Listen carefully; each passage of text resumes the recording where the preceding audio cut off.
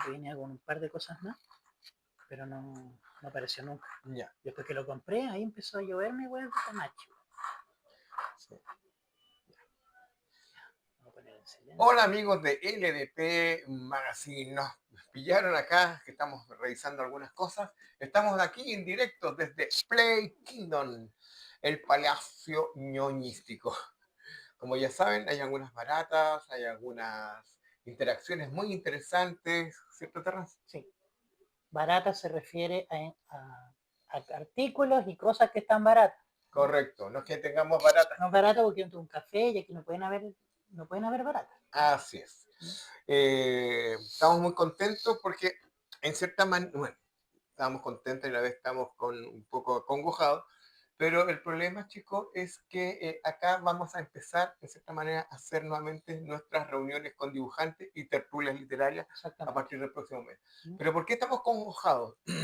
Nos golpeó una noticia esta semana, por eso decidimos hacer este programa extraordinario, y al hacerlo de manera extraordinaria, nos vamos a juntar justamente con Terren para hacer este programa desde acá, para que se vayan acostumbrando, algo diferente, grabado, no en directo como lo hacemos siempre, porque nos ha dejado Marjane Satrapi, autora de Persépolis y Pollos con Ciruela y Bordados, ¿ya?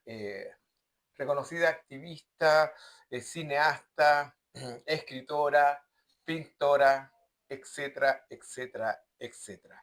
Originalmente, de lo que conversamos fuera de pantalla con Terra, que esto corresponde a una charla que nosotros íbamos a hacer en el año de 2020. Exactamente. ¿Sí? En marzo de 2020 para celebrar el mes de la mujer, y esto se iba a celebrar en la biblioteca Vivo del Mall San Bernardo, de Plaza Sur, ¿ya?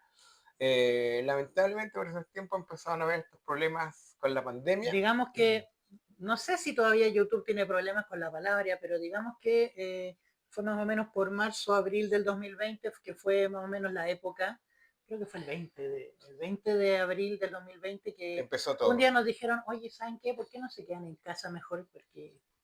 Porque tenemos mucho miedito. Así que lo vamos a dejar así. Claro, porque la última vez que hablé de esto nos pusieron un strike, así que no voy a hablar más de esto. Correcto, que iban a ser simplemente unos días cortos y las actividades grandes que se estaban haciendo por entonces se detuvieron. Todo lo que eran reuniones sociales, charlas, presentaciones, actividades masivas, Exacto. se detuvieron. Y nos tocó con la mala pata, que fue lo primero que se nos prohibió.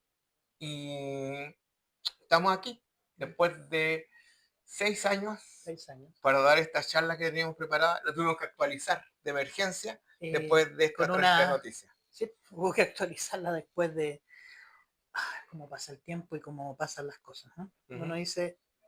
Uno suele decir, bueno, lo hacemos después, y de pronto lo tenemos que hacer simplemente porque las personas ya no están. Pero, ya no están. Pero Marjane Satrapi, mientras estuvo con nosotros, ella nació en el año 1969 en Irán, en la ciudad de Rash. Marjane no era una chica humilde, era de una familia acomodada de Teherán.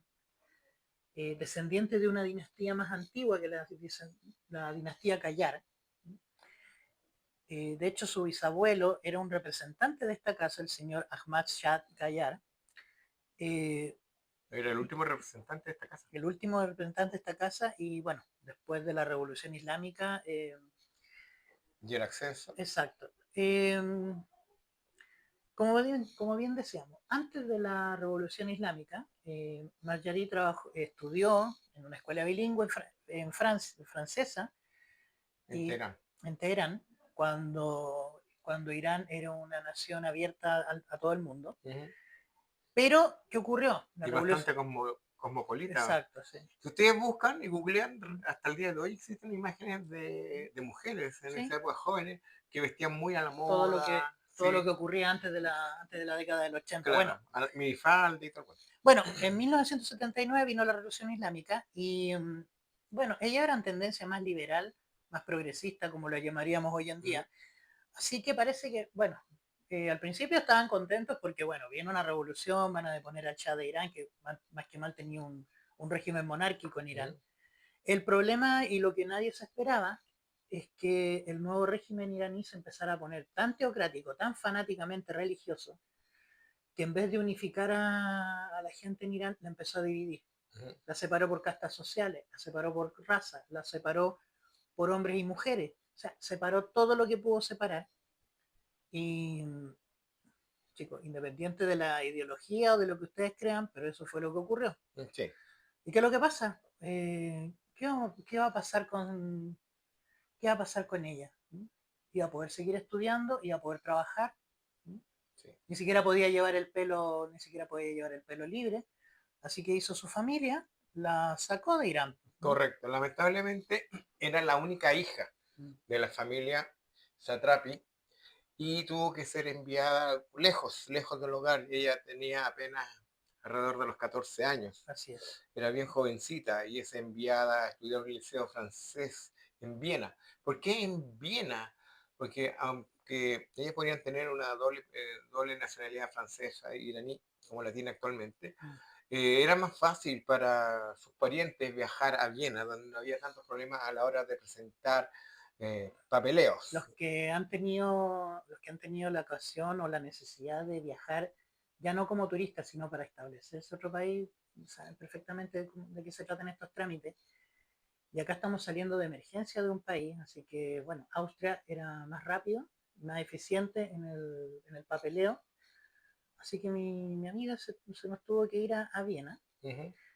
Y bueno, eh, los ajustes nunca son sencillos, ¿no? Sobre Ujú. todo siendo que Irán era una sociedad, como digo, más abierta al mundo y más liberal, los choques culturales son inevitables. O sea, aunque hablemos el mismo idioma, viajar a España o viajar a Colombia, a Puerto Rico, todos sabemos que chocamos. O sea, las personas que han emigrado a Chile también saben perfectamente lo que hablo, la diferencia con los choques culturales.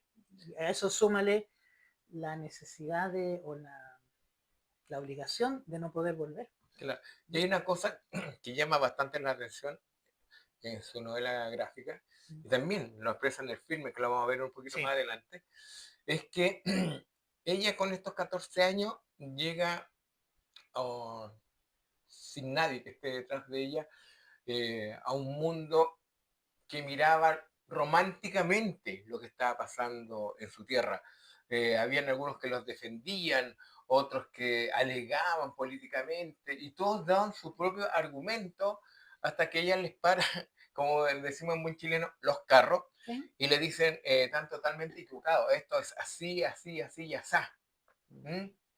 No es lo maravilloso y hermoso y poético que ustedes están diciendo. En mi tierra pasa esto, esto y esto otro. Y eso también causó, en cierta manera, rechazo por parte de esos grupos de iguales de edad, porque pensaban que simplemente ella estaba tratando de ir en contra de sus creencias y lo que ellos pensaban que era esta maravilla. Ojo, cosa que actualmente sigue pasando. Hay muchas tendencias, muchas personas que creen en Chicos, este romanticismo de lo que están pasando en ciertas partes en, del mundo. en frases cortas, todos nos enamoramos de las revoluciones cuando no nos tocan a nosotros. Correcto. Y lo más divertido cuando empezamos a decirle a otra persona que se informe más sobre su propio país.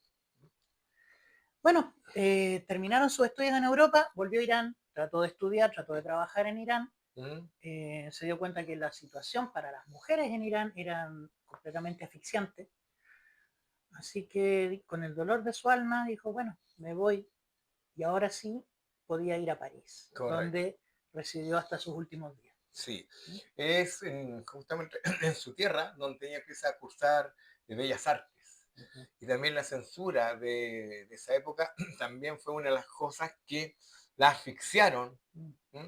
Eh, Hay que recordar, por ejemplo, que hay un estudio que tú y yo no hemos hecho, y yo también se lo he hecho a mi alumno, que es trabajar con cuerpos desnudos. Uh-huh. Entonces aquí no había ningún cuerpo desnudo, No había forma de simplemente, trabajar. no, lo único que teníamos era un gran manto que Uh-huh. cubría la piel de la modelo y lo único que le dejaba descubierto era el rostro. Entonces era una de las cosas que también le molestó mucho, mucho, mucho de lo que decía, es imposible trabajar de esta manera. Así que eh, a eso sin comentar todo lo que estaba pasando en su familia, su angustia, siendo una familia de clase media, media alta, podríamos Sí, llamarlo como aquí, cada vez se les dificultaba más a ellos sobrevivir con el día a día. Muchos de los amigos familiares ya se habían ido, o los fueron, como decían por ahí, y decide directamente marchar a París, como dice Terry, exacto. donde definitivamente ella se va a quedar allá, ya siendo una Ahora, mujer adulta. ahora vamos al concreto. ¿Cómo nació Persépolis? Fue Ujú. una recomendación de otro historietista que le dijo a Marjani, ¿sabes qué? Comparte tu experiencia a través de un cómic, a través de una historieta. Eh, y como ven, Persépolis nació en ese momento, que era, tú la leíste, tú la has leído más que yo. Sí, ah, Persépolis no es exactamente o exactamente una obra es autobiográfica, una obra, no, no, no, o crea un personaje no, para ficticio. nada, para ¿Mm? nada. Es su autobiografía, Ujú, una cosa muy parecida que pasa con Mouse. claro. A diferencia que Mouse, que ya lo hemos dicho, son dos historias paralelas. Una, la de Al Spiderman, que es el autor de esto, y la de su padre. Son Ujú. dos historias que vamos viendo en paralelo, pero aquí no.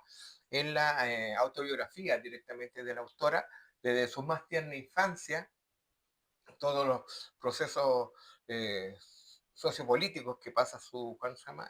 Su país y también qué es lo que va pasando con sus parientes y ella, ¿cómo se llama? Emigra finalmente a Europa y empieza a mostrar todo esto que le conlleva la adaptación, porque esa es una de las cosas también precisas que tenemos que hacer, en la adaptación, tratar de sentirse eh, acogida en un lugar y para eso tiene que tratar de encajar como sea.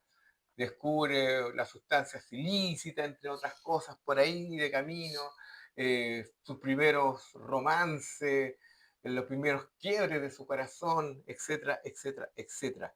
Así que es una obra muy cruda, que no tapa nada. ¿Ah?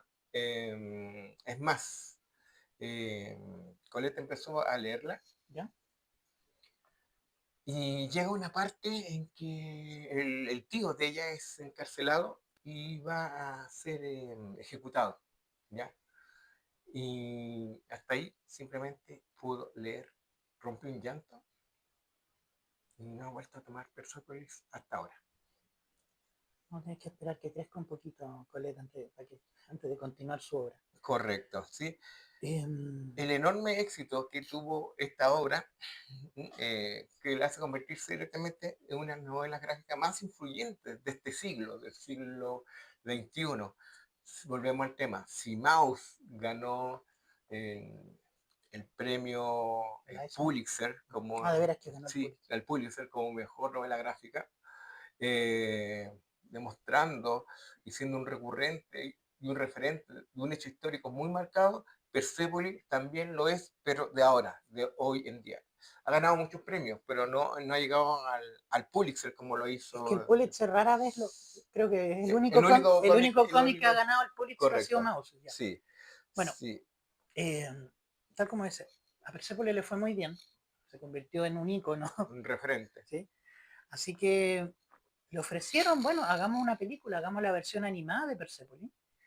Y se dijo, perfecto, ella misma estuvo codirigida por ella, se respetó la línea gráfica de la historieta, así que, y pueden verla, creo que todavía están en HBO. ¿Sí? Sí, ¿Mm? yo la estuve revisando, que hasta un tiempo atrás estuvo en YouTube también. Sí, Ahora antes de comenzar me puse a buscar, lo único que encontré varios sitios en YouTube que uh-huh. decía que la película estaba completa, pero lo único que eran eran, eh, eran pedazos, ¿no? pedazos, la sinopsis, y una tiene 1 hora 48 de puro aviso, así No, que salta una esa es vez y la otra vez. trampa Sí, esa es la la trampa trampa de YouTube que de dice, ya, YouTube, si quieres verla tienes que descargar en tal parte. correcto. Y descargar la película y como 15 días. Sí, y no es chiste. Mm. Vincent Taromon fue la persona que estuvo detrás de la dirección junto a Pesatrapi de este filme.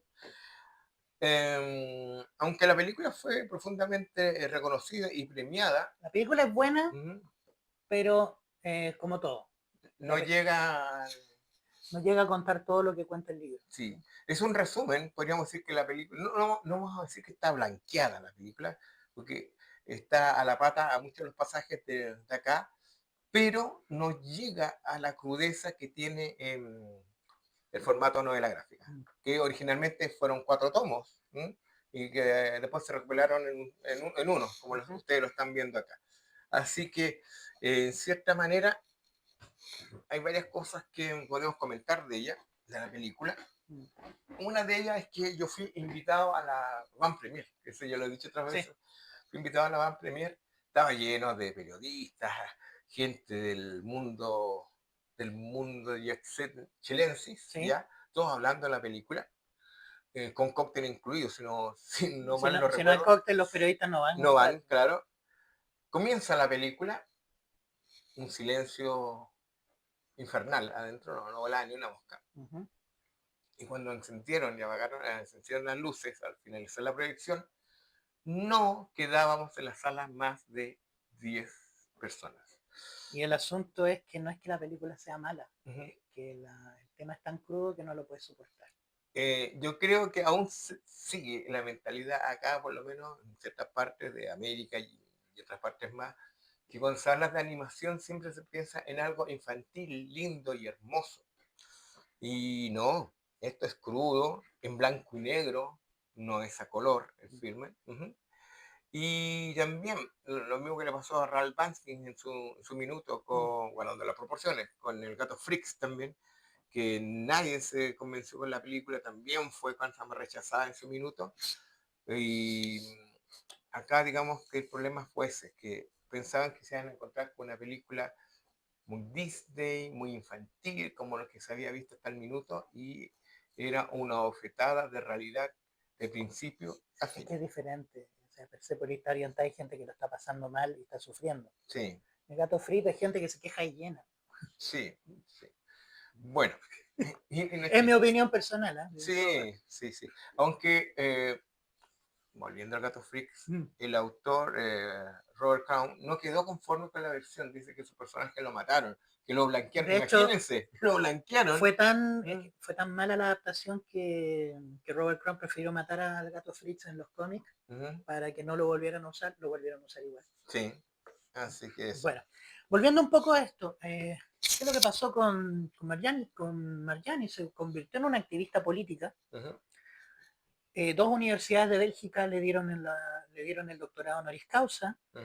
Y ahí empezó a participar ya en debates sobre la situación política iraní, no sobre y eso lo vamos a tratar más adelante, no sobre la política en sí, sobre qué bando está con la razón, sino que decir, oye, todo este lío, toda esta revolución está afectando a la gente, a la gente de a pie, a las personas que tratan de vivir su vida de manera honesta, que incluso ahora, con el conflicto ahora, la opinión de esa gente es la que menos escuchamos. Correcto. Tanto por un lado como por otro. La censura sigue igual de fuerte. De hecho, creo que ahora simplemente soltaron un poco internet, porque antes solamente la oficialidad o el gobierno tenía acceso a internet en Irán. Ahora estoy hablando de ahora. Pero bueno, ella se dedicó a hablar sobre la situación de las personas, de los niños, de los hombres y mujeres en Irán. Criticó fuertemente las denuncias de fraude en las elecciones y sumamente preocupada por el futuro de Irán. O sea, ¿qué va a pasar con ellos? O sea, sí. Lo que decíamos la otra vez con Alejandro en uno de los programas, ¿sí? Que decía que los artistas en general tienen que tener su propia opinión y decir lo que piensa, ¿sí? Porque de cierta manera es un reflejo de la sociedad. Bueno, de cierta manera eso no lo hacen todos, porque para muchos este es un trabajo y nada más, pero otros sí lo toman como activista directamente y a partir de su trayectoria artística, Marchand lo empieza a luchar por los derechos humanos directamente, sí, y también por podemos comentar, por la libertad de expresión, que de cierta manera quedó ahí enjaulada. Así que eso. Es considerada una de las voces, como dicen, más importantes de la reflexión literaria, la literatura gráfica actual. Su autobiografía no ha dejado indiferente a nadie. Pero por lo mismo, o sea, Persepolis es tan fuerte que a veces se olvidan que Marjane Satrapi es un artista y no solamente habló de, no solamente habla de sus problemas o de su tragedia, sino que además se dedicó al cine, se dedicó al humor, hizo una película con Ryan Reynolds. Correcto, sí. Eh, ¿Qué más? Bueno, Persepolis Voces se llamaba esa. Persepolis es demasiado grande, así que estuvo nominada al Oscar, se ganó el premio del jurado en el Festival de Cannes. Y como decía antes, el año 2014 hizo una película llamada The Voices, Las Voces, protagonizada por Reynolds, por Aaron Reynolds. Y échenle una mirada, porque dicen, oye, bueno, esta es la misma chica de Persepolis la que dirigió esta película. Sí. Y después hizo una película... Pero deja sí, como comentario de esta película, iba muy por el lado del humor negro también y muy psicológica. Yo recuerdo que esta película la vi por casualidad en cable, claro, hace ya sus buenos años, por pura casualidad la pillé al final, y lo que más me llamó cuando van pasando los créditos, porque la pillé casi al final, me quedé viéndola por inercia, no porque, porque me llamara realmente la atención, cuando va finalizando, dice dirigida por Marjane Satrapi.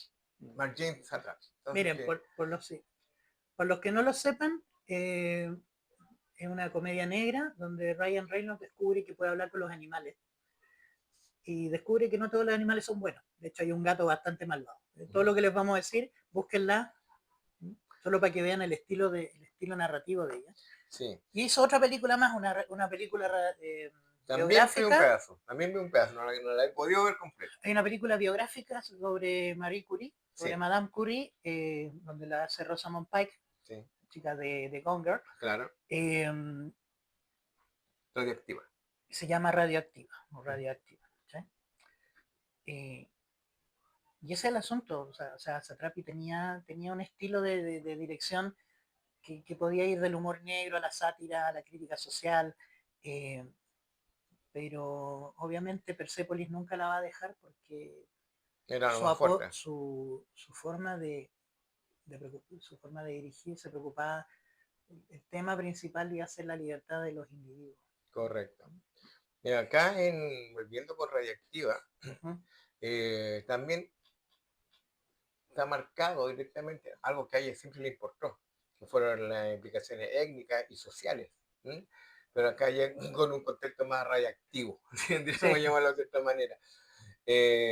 También tratar de destacar el trabajo femenino en todos estos aspectos científicos, el cual fuera.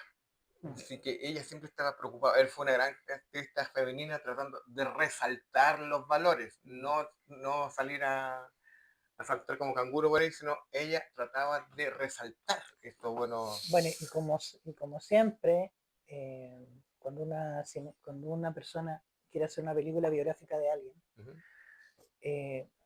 la idea no es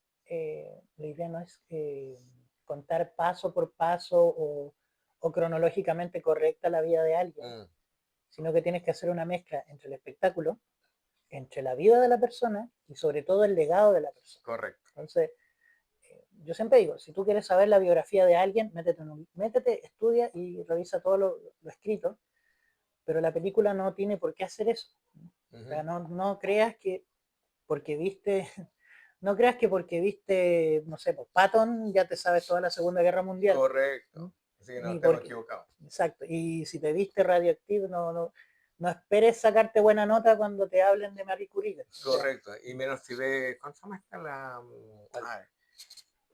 Que también está postulando al Oscar, esta es la última, también sobre, está detrás de la bomba atómica. La de Oppenheimer. Oppenheimer, justamente. Es buenísima la película y me gustó.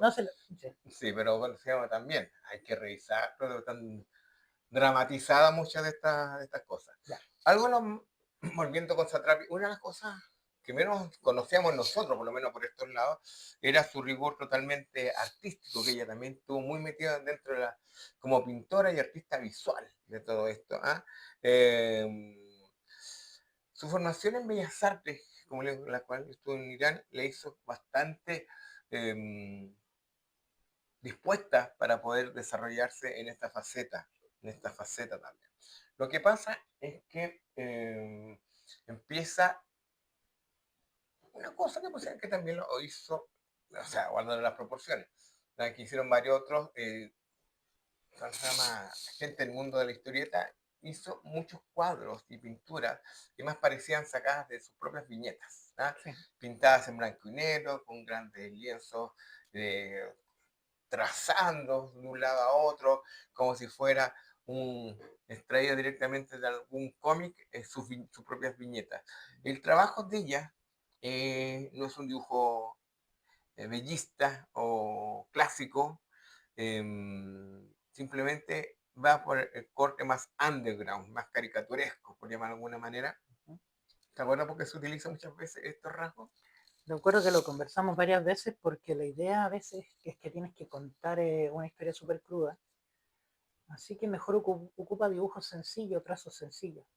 Es caricaturesco, pero no en el sentido caricaturesco del humor, ¿sabes? Sí. Sino que es una simplificación, más que una simplificación, una sintetización de la imagen, que la imagen cuente la historia lo más rápido posible visualmente, ¿no? Porque vaya a contar una historia que, tal como dice, ¿no?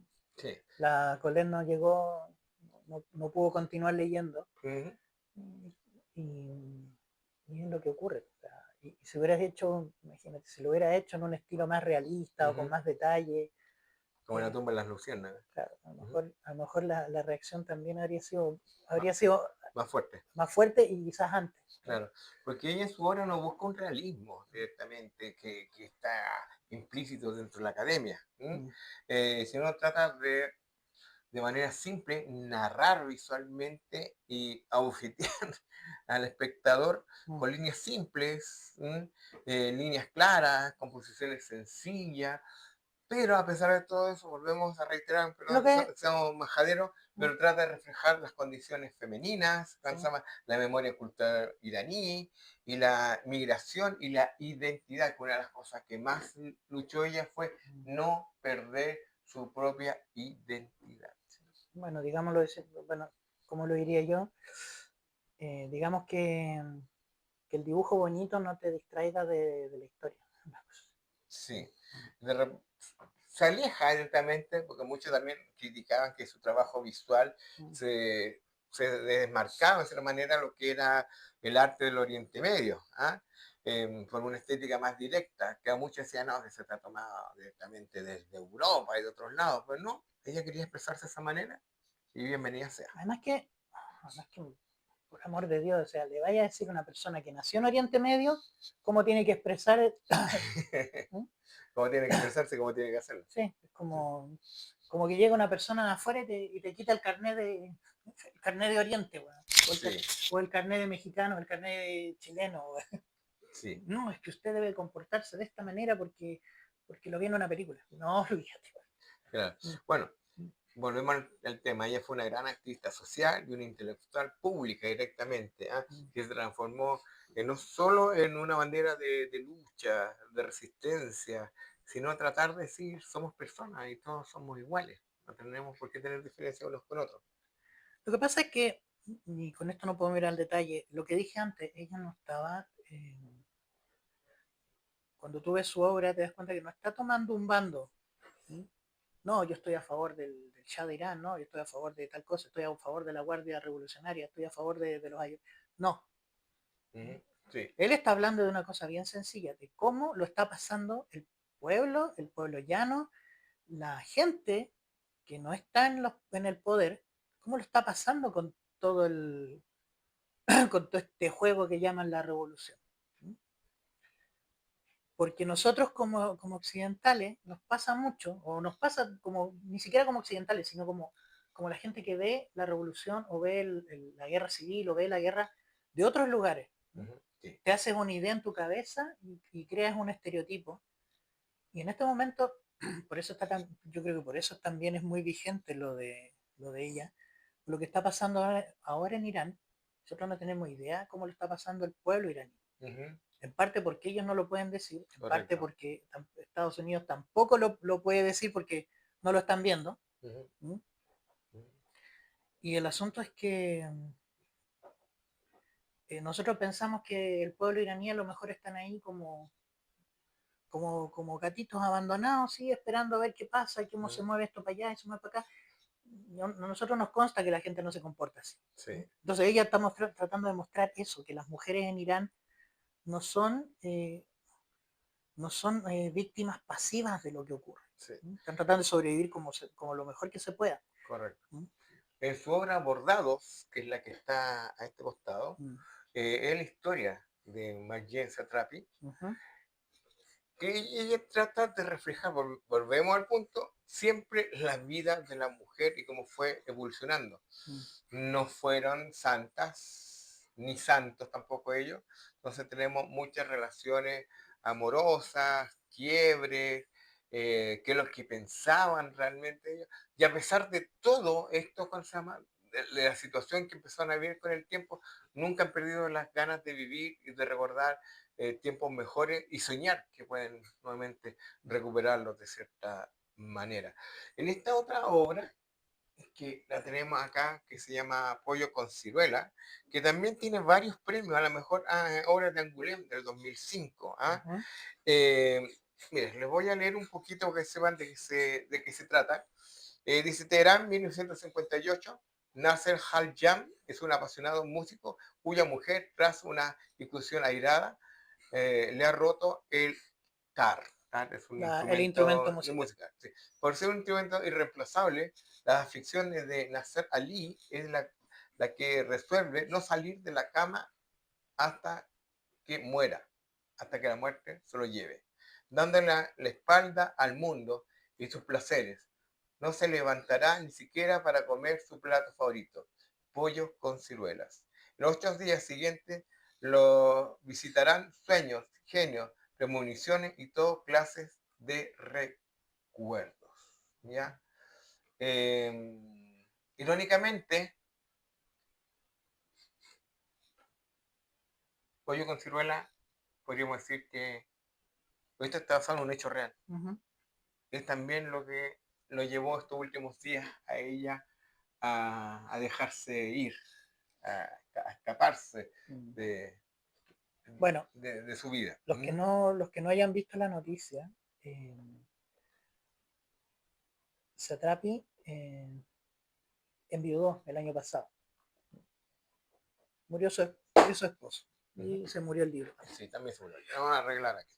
Y ella cayó en una depresión profunda que, sin entrar mayormente en detalle, es la que se la terminó llevando cuando anteayer, ¿cuándo falleció? Murió anteayer, el jueves. ¿Jueves cuánto? El 4. Jueves 4 de sí. Junio del 2026. Correcto. Sí. Y hay gente que estaba discutiendo porque dijeron que murió de tristeza.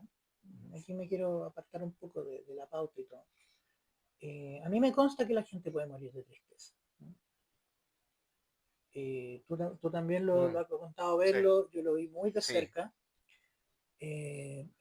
Un oncólogo me contó una vez, a propósito de una tragedia familiar, que sí, a veces cuando tú caes en una depresión muy fuerte, de esas que, como cuenta el libro, que no quieres volver a levantarte de tu cama, tus defensas bajan y quedas expuesto a enfermedades graves. Es decir, yo no lo viví una vez, lo viví 2 veces, de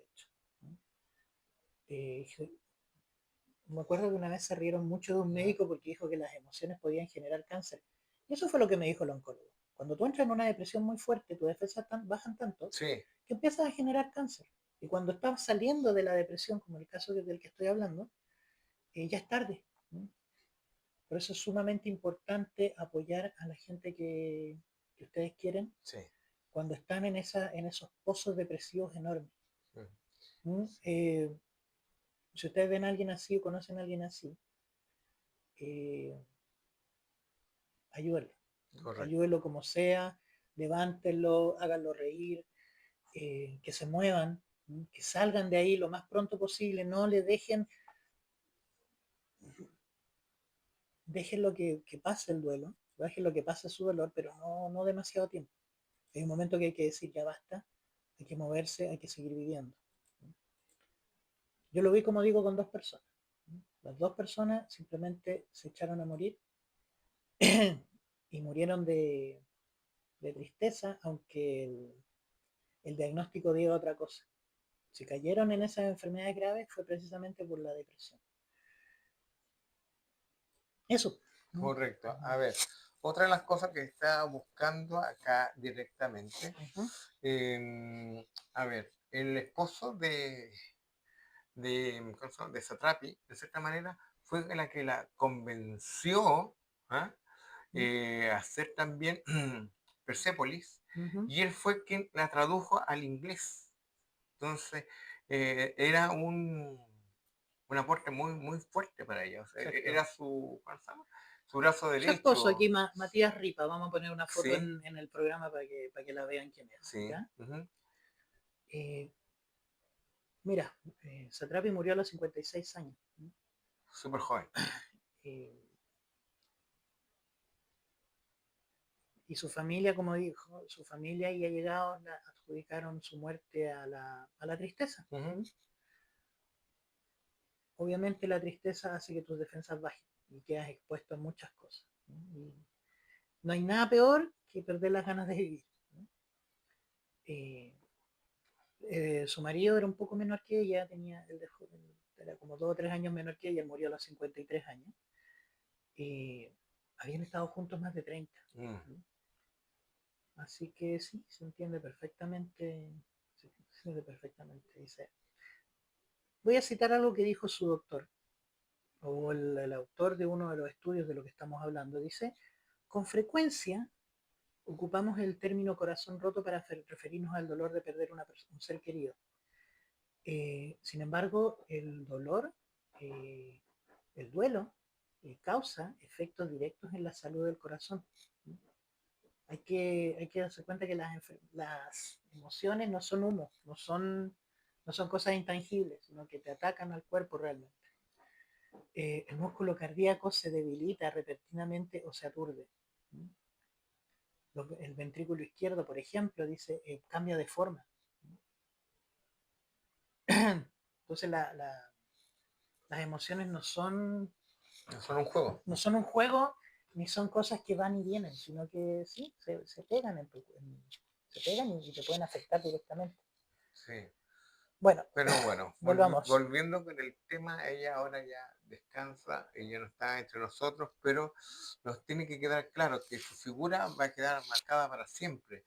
La diferencia, por ejemplo, de Mahatma Gandhi o Mahatma Gandhi o Ivani, que en cuya manera iban por el lado político, ámbito social, Gandhi iba por el lado más humanista, ¿te acuerdas? Que Sí. preguntaba a la gente ya. Satrapi actuó de otro lado, de otro frente directamente, para crear conciencia. Ella utilizó la esfera cultural directamente para poder desarrollar toda su historia, tratar de ver lo que se podía o no hacer. Su principal herramienta directamente era el activismo en la narración, contar historias que le permitían comprender las consecuencias humanas de la represión, la guerra, el exilio y la discriminación. Entonces, se nos va una de las grandes que tuvo muchos premios y que una de las cosas que a mí en lo personal, en muchos de los portales de noticias que vimos por ahí, eh, habla simplemente de la gran activista social que luchó ¿cómo se llama?